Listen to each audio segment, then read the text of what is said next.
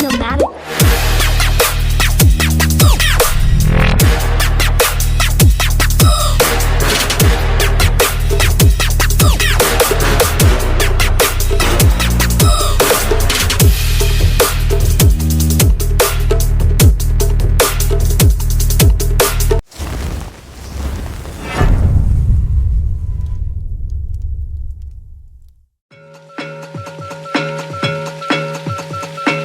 What's up everyone?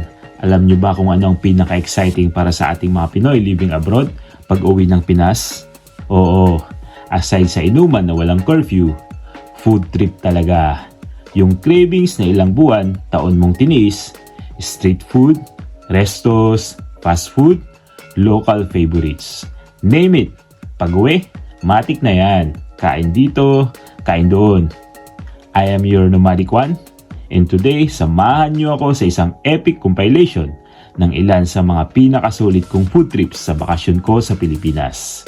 This is vlog 4 of Biyahe with me in the Philippines 2025.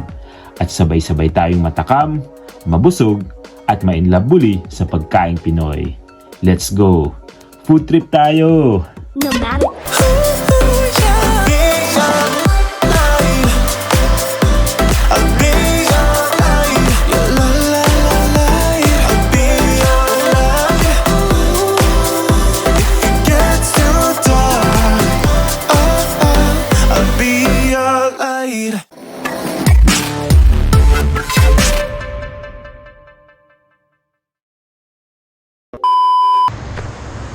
Kumusta mga Juan? I'm your Nomadic Juan ng Ihugot Travel Bay na may puso, and welcome back to another vlog. So this is our third vlog dito sa Pinas trip natin, and gagawa tayo ng compilation ng food trips natin.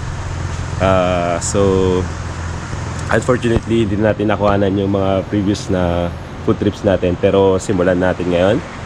So andito tayo sa may Siga, Ilocos while waiting for pick up papuntang Awasan Falls. So ayun, so i-compile natin yung food trips natin, gawa tayo ng food vlogs.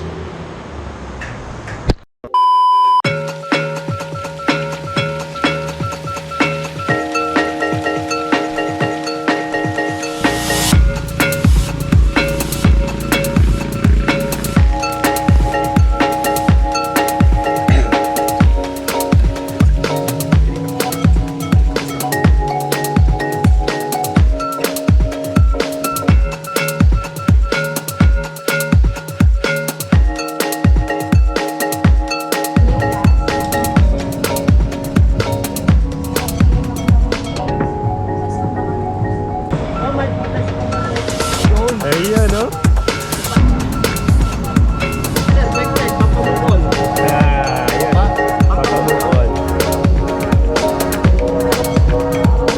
Siyempre hindi makukumpleto yung food trip natin kung walang street food, kikiam, kwek-kwek, saka hotdog.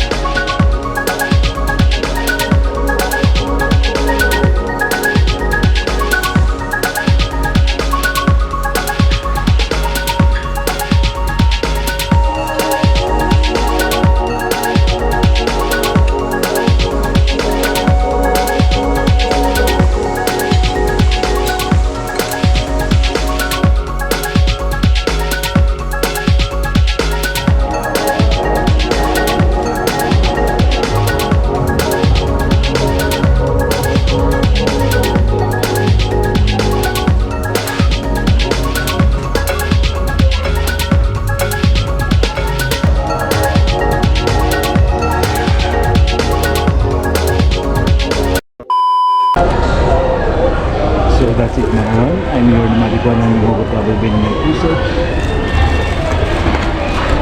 And that's our vlog for of our BAE'YAHE with me in the Philippines 2025. And that's our food trip. Ito yung compilation ng mga food trip natin dito sa Pinas nung umuwi ako.